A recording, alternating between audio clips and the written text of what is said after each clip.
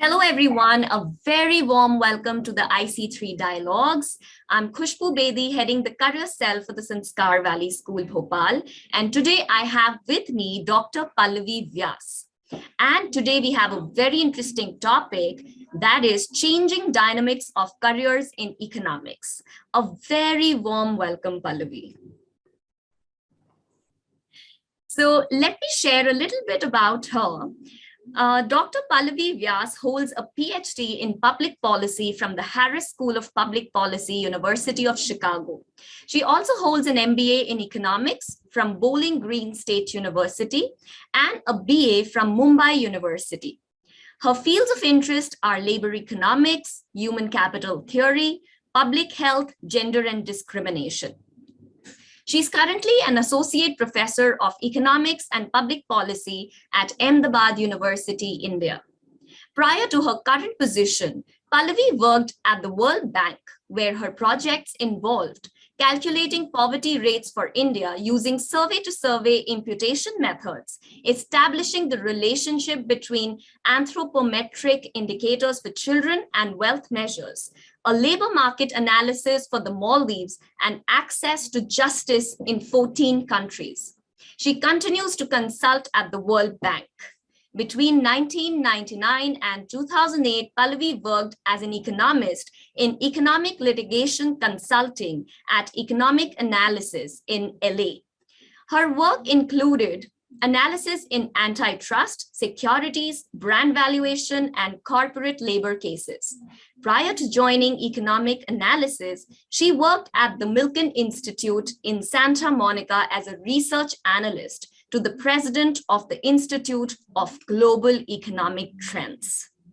Phew, like, wow, Pallavi, what a fantastic journey and what accomplishments. I'm already intrigued and this is so beautiful. I just can't wait to get into the dialogue with you and understand more and explore economics the way we've never done this. I can't hear you, Pallavi. Sorry, just to clarify, I have an MA in economics, not an MBA. Okay, all right, absolutely.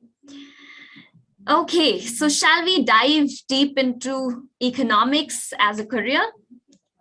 Sure. All right. So, Pallavi, let's begin by asking, what do economists study? What do they really study, students? All right. So, I think a more traditional view has been that economists study monetary policy and work at banks, and then, maybe they do a little forecasting.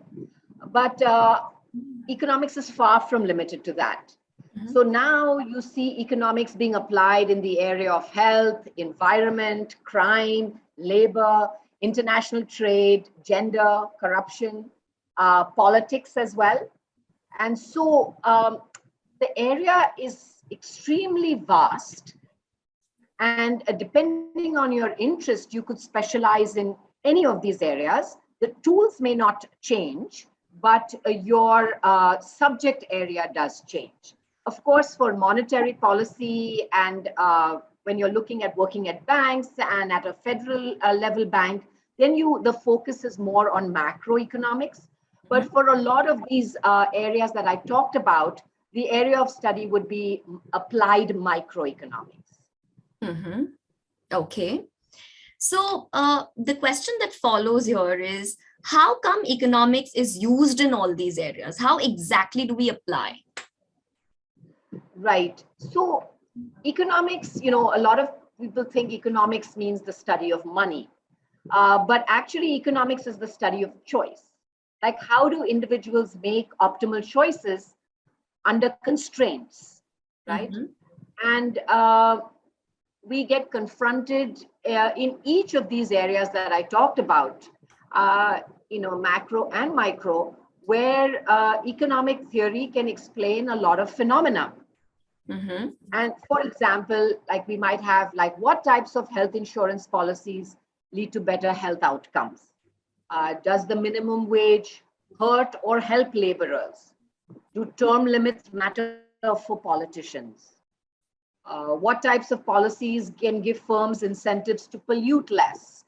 Do conditional cash transfers result in more education and enrollment in rural areas?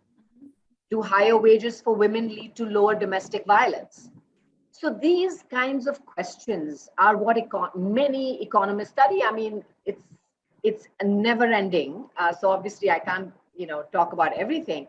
But the idea being that economists study they have there's lots of questions in health, in labor, in education, in environment that come out where you can actually apply economic theory and actually make very strong policy recommendations.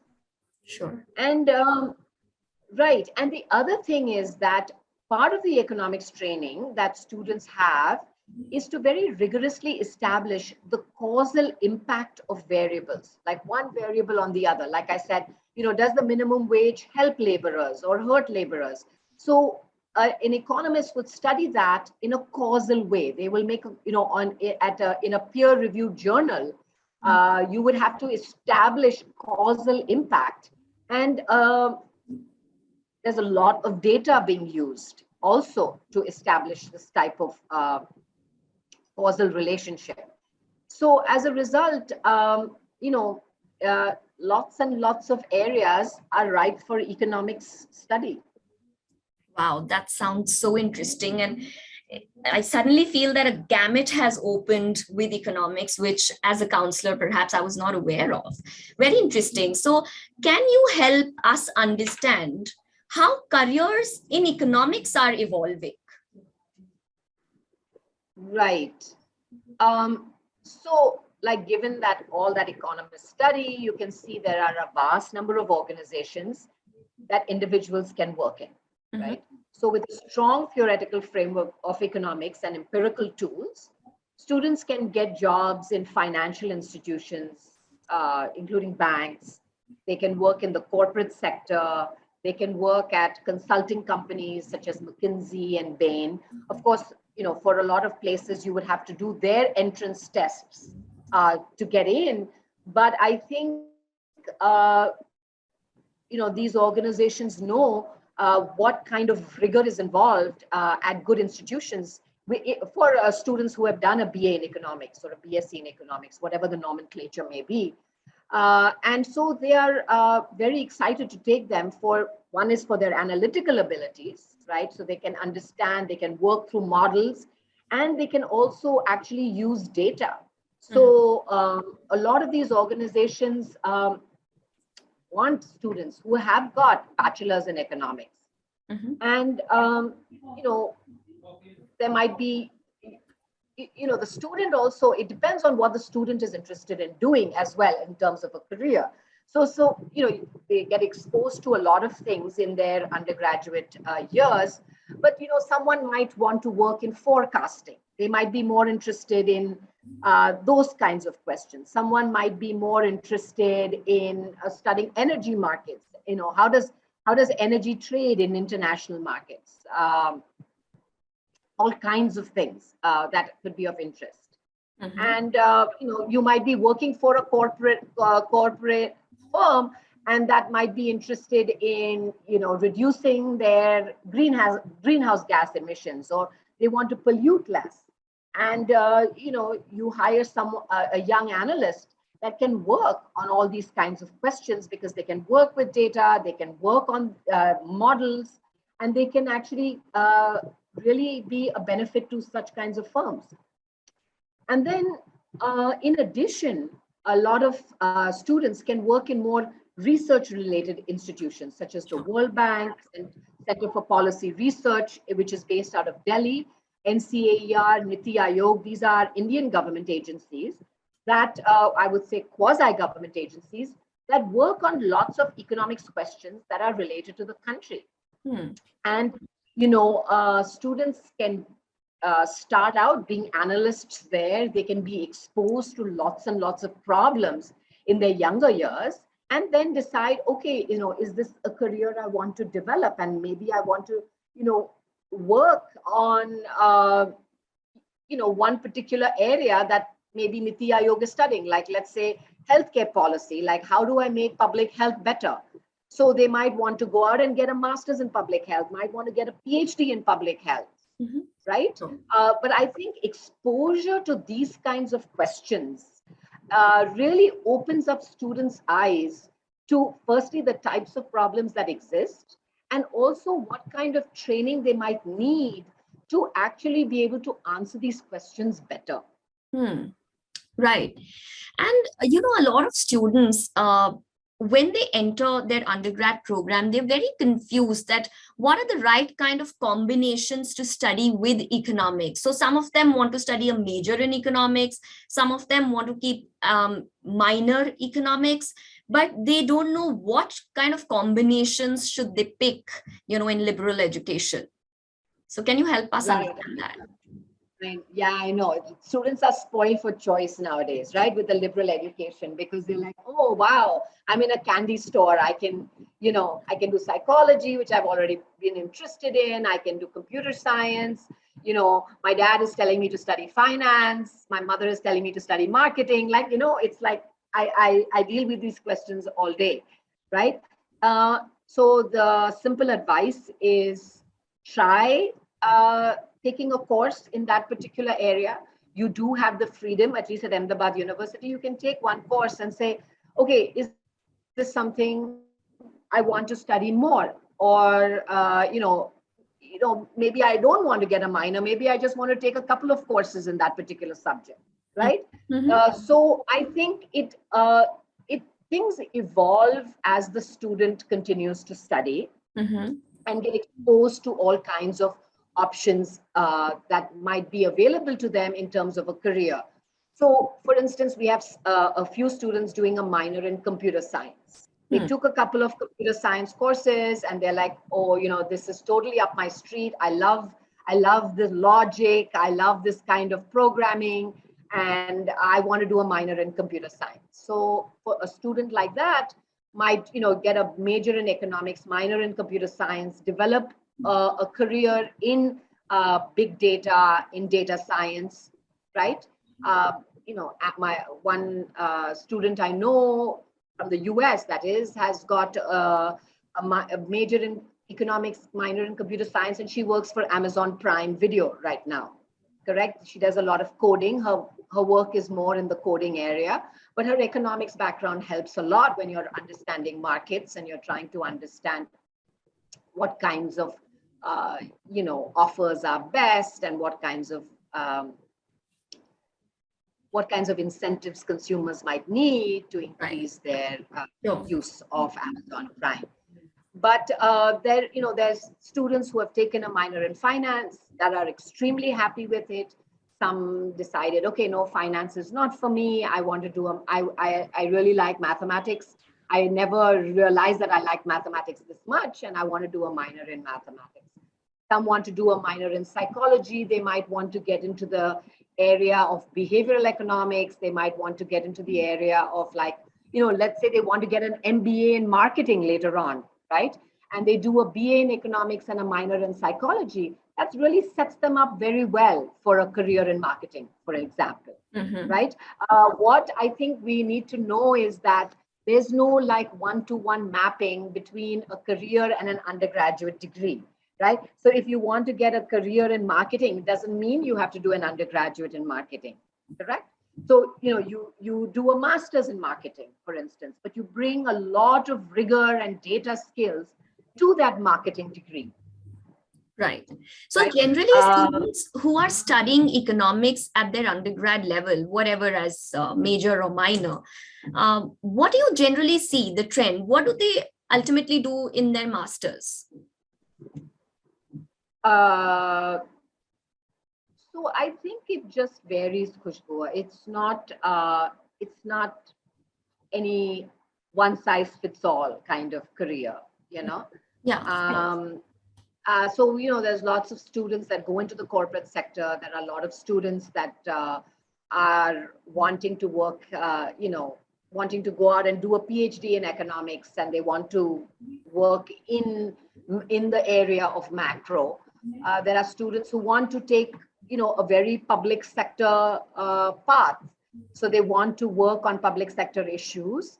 And so they'll get their PhD and they might want to work there, or they might just want to go out and work for a while and then decide, okay, maybe I'll get a master's. And some might just get a master's and do it. And of course, I'm talking a lot from my US experience as well.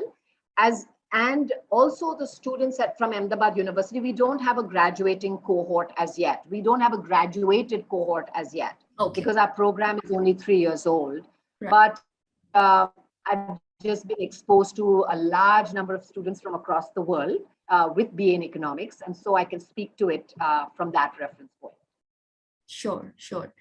So, what are really the dynamics of studying economics as a major or minor in liberal education? And how, basically as counselors, how can we guide students to help them take this decision, whether this student should go in for a major in economics or a minor? How do we decide this?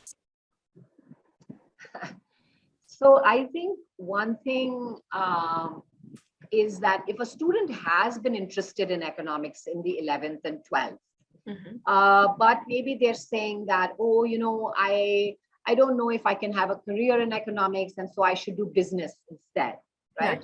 My argument is that economics prepares you very well for a career in business. Okay. Right? If you're interested in environmental studies, for instance, you want to work on environmental issues, I think economics again preps you very well. You can study environmental economics, so that gives a lot of structure to your study. You don't have to study things in a disparate fashion with for the environment, right? Someone may want to work in the area of education, but never thought that economics could actually be used in the area of education. Dr. Rukmini Banerjee, who is the CEO of Pratham, a leading education NGO, has a PhD in economics from University of Chicago. So I think this one-to-one mapping between an undergraduate education and a career, we need to rethink that, Khushboo. And I would urge counselors to rethink that, because I think what we want is, we want students to have strong critical thinking skills, right? We want students to have analytical abilities, correct? And I mean, you might better be suited for a business degree with a undergraduate in philosophy, for instance, right? You might, because you have been taught a very rigorous way of thinking. Good lawyers might come out of not with an undergrad in law, but with an undergrad in economics or philosophy, right? So I think the student should be allowed to pursue their interest and encouraged, in fact, to pursue their interest, and then, kind of be reassured that there is a very strong pathway to a career through economics, right? Sure. Now, so supposing you want to study, biology and brain and behavior later on, and you want to study forensic psychology, then of course economics is not your pathway, correct? You should get a BA in psychology, and no questions asked on that, correct? But on the other hand, if you want to study law, but you're interested in economics, there's this whole area, like in the US, it's called antitrust law. But over here, more and more, like the Competition Commission studies these kinds of questions. And in fact, we have a master student right now in economics, and she has a law degree, and she's come back to study economics because she said, I wish I understood some more economics. While I was at the Competition Commission, So she's like, I wish I had got an undergrad in economics. And then I got a law degree, but I'm doing the reverse. She's got an undergrad in law, and now she's getting the economics degree. Correct? So I think, students should be shown the different careers and lots of examples of people that are working in the different areas with a BA in economics or undergraduate in economics. And one more thing I wanted to say is that, of course, if a student might, once they're exposed to economics, and I've seen that so many times, we have one student who didn't realize they were that good in economics, and they're really good at mathematics as well, because now math has becoming, increasingly become the language of economics for higher studies, right? And so I think we want to have the student with some aptitude for mathematics. If the student just dislikes math completely, does not want to look at another equation, then yeah, maybe economics is not good for them as a stepping stone to wherever they want to go. Because even at the undergraduate degree, we do have some emphasis on mathematics. So one thing here, a lot of students, a lot of students come to me who have not opted for math in their 11th and 12th, but they have economics and they are like, we love economics. We can't think beyond economics. But then when I tell them that, like you're saying, that math is definitely needed at undergrad, perhaps not so much at school level to study economics. So what do you think about these students? Are they equally eligible to study economics at undergrad without math in 11th and 12th?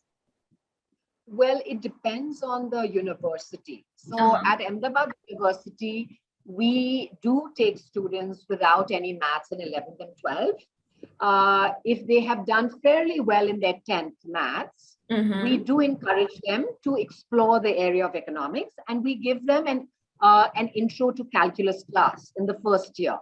Sure. And so then they'll get the required 11th and 12th training in their first and second years. So by the time they reach, they need to take an intermediate level class, they've already got the required mathematics for it. Right. Okay. Right. So we had one student, for instance, who did it, and who did the intro to calculus class, and she said, "Look, I love economics, but this mathematics is too much. It's over my head, even the intro to calculus class." So she said, "I think I'm just going to opt for psychology," because she was choosing between psychology and economics. She had come in as a major in economics, minor in psychology. Once she took the psychology class, she said, "This maths is not for me. I like the economics class, but not the maths class." I said, "Okay, fine. You should change to psychology, And we had other maths, students with maths who've done better than the engineering students and the physics students, in fact, Right. Yeah. So they get, they learn their type. They learn their aptitude once they're at college, because they are not, in this, 12th exam where they just have to learn the required material and they can't think out of the box, Yeah.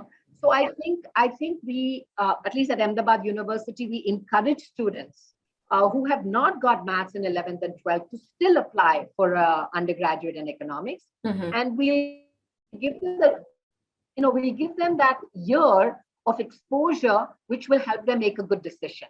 Sure. Great.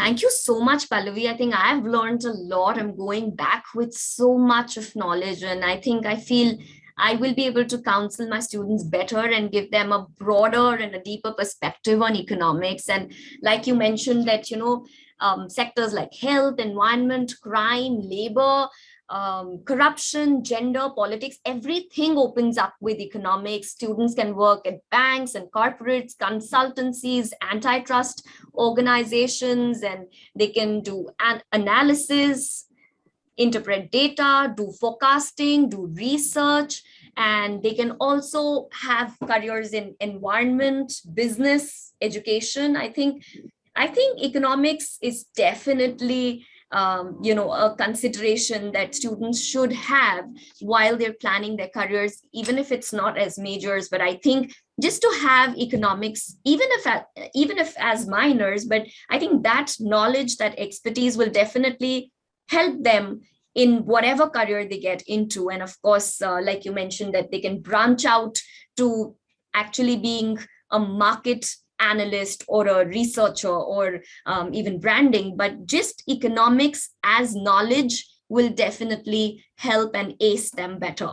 So with that, any signing? Yeah. I don't think many people know, but that a lot of these algorithms that are being created in Uber, for instance, right. PhD economists from top universities get hired Wow. to create that. Yeah.